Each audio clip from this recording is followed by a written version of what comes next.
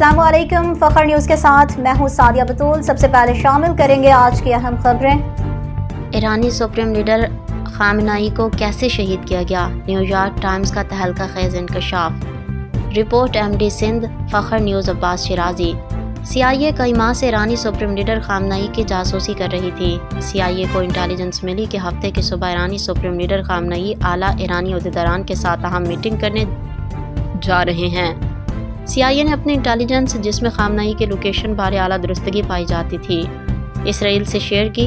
پہلے اسرائیل اور امریکہ کا ارادہ رات کے وقت حملے کا تھا، لیکن ہفتے کی صبح میٹنگ کی اطلاع ملنے پر دونوں نے دن کے وقت حملے کا وقت ایڈجسٹ کر لیا۔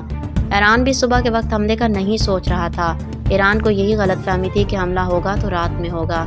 سپریم لیڈر خامنائی کی صدارت میں صبح 9 بجے محمد پاکپور، کمانڈر ان چیف پاسداران انقلاب عزیز ناصر زادہ، وزیر دفاع ایڈمرل علی شمخانی، سربراہ ملٹری کونسل سید مجید موسوی، کمانڈر پاسداران انقلاب اسلامی فضائی فورس اور محمد شیرازی، نائب انٹیلیجنس وزیر کا اجلاس طے تھا۔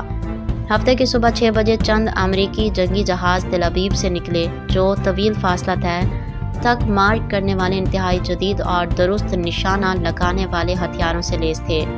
طیاروں کے اڑان بھرنے کے 2 گھنٹے اور 5 منٹ بعد، یعنی تہران کے وقت کے مطابق صبح تقریباً 9:40 پر سپریم لیڈر خامنائی کے کمپاؤنڈ کو نشانہ بنایا گیا۔ حملے کے وقت ایرانی قومی سلامتی کے اعلیٰ حکام کمپاؤنڈ کی ایک عمارت میں موجود تھے، جبکہ سپریم لیڈر خامنائی اس کے ساتھ ہی دوسری عمارت میں موجود تھے۔ حملے ایرانی سپریم لیڈر خامنائی کے موقع پر شہید ہو گئے۔ وہاں موجود ایرانی دفاعی نظام کے عہدیداران علی شمخانی، محمد پاکپور، عامر ناصر زادہ بھی شہید ہو گئے۔ امریکہ نے خامنائی کے ساتھ ساتھ دیگر ایرانی ملٹری کمانڈرز اور عہدیداروں کو لوکیشنز پر بھی حملے کیے، لیکن وہ بچ نکلنے میں کامیاب رہے۔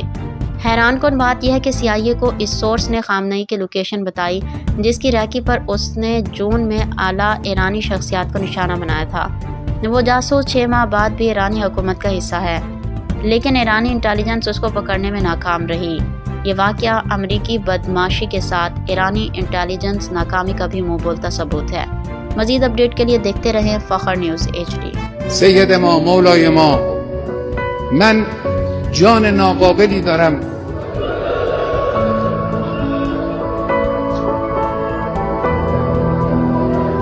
جسم ناقصی دارم،